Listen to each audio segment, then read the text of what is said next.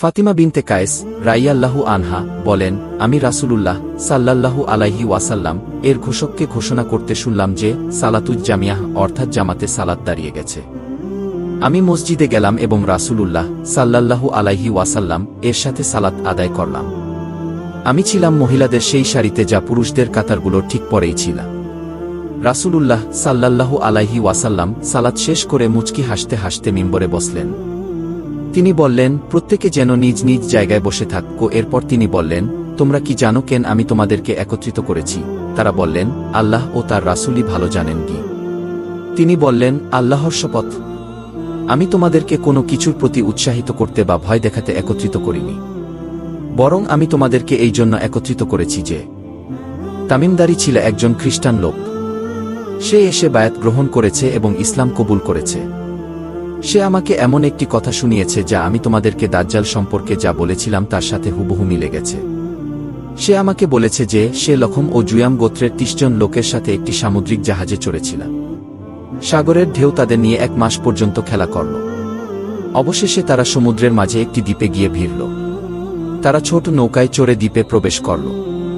সেখানে প্রবেশ করার পরপর তারা অত্যন্ত ঘন চুল বিশিষ্ট একটি অদ্ভুত প্রাণীর দেখা পেল। চুলে ঢাকা থাকার কারণে প্রাণীটির মুখ ও পিঠ পৃথক করা যাচ্ছিল না।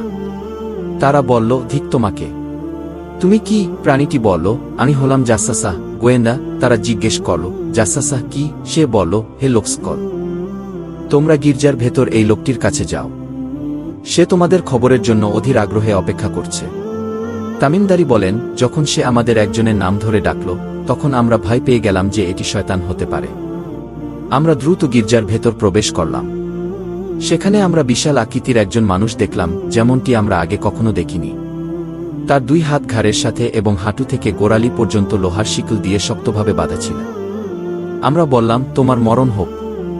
তুমি কে? সে বলল, তোমরা আমার খবর পেয়ে যাবে, কিন্তু আগে বলো তোমরা কারা? তারা বলল, আমরা আরব দেশের মানুষ। আমরা জাহাজে চড়েছিলাম।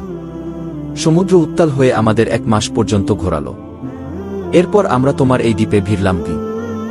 এরপর সে লোকটি জিজ্ঞেস করল, আমাকে বাইসানের খেজুর বাগান সম্পর্কে বলো, তাতে কি ফল ধরে? আমরা বললাম, হ্যাঁ। সে বলল, শীঘ্রই এমন সময় আসবে যখন তাতে আর ফল ধরবে না। সে পুনরায় জিজ্ঞেস করল, আমাকে তাবারিয়া সমুদ্র সম্পর্কে বলো, তাতে কি পানি আছে? আমরা বললাম, তাতে অনেক পানি আছে। সে বলল, শীঘ্রই এর পানি শুকিয়ে যাবে। সে আবার জিজ্ঞেস করল, আমাকে জুগারের ঝরনা সম্পর্কে বলো, তাতে কি পানি আছে এবং সেখানকার মানুষ কি সেই পানি দিয়ে চাষাবাদ করে? আমরা বললাম, হ্যাঁ, তাতে প্রচুর পানি আছে এবং মানুষ তা দিয়ে চাষাবাদ করে। এরপর সে বলল, আমাকে উম্মি জাতির নবীর খবর দাও, তিনি কি করেছেন? আমরা বললাম, তিনি মক্কা থেকে হিজরত করে ইয়াসরিবে, মদিনা চলে গেছেন। সে জিজ্ঞেস করল, আরবরা কি তার সাথে যুদ্ধ করেছে? আমরা বললাম, হ্যাঁ। সে জিজ্ঞেস করল, তিনি তাদের সাথে কেমন আচরণ করেছেন? আমরা তাকে জানালাম যে তিনি পার্শ্ববর্তী আরবদের উপর জয়ী হয়েছেন এবং তারা তার আনুগত্য স্বীকার করেছে। সে বলল, তারা যে তার আনুগত্য করেছে এটাই তাদের জন্য উত্তম। এখন আমি তোমাদেরকে আমার নিজের কথা বলছি। আমি হলাম মসিহ দাজ্জাল। অচিরেই আমাকে বের হওয়ার অনুমতি দেওয়া হবে।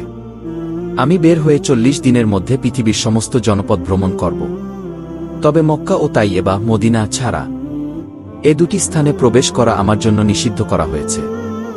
যখনই আমি এর কোনোটিতে প্রবেশ করতে চাই তখনই এক হাতে খোলা তলোয়ার নিয়ে একজন ফেরেশতা আমাকে বাধা দেবেন। মক্কা ও মদিনার প্রতিটি প্রবেশপথে ফেরেশতারা পাহারা দেবেন।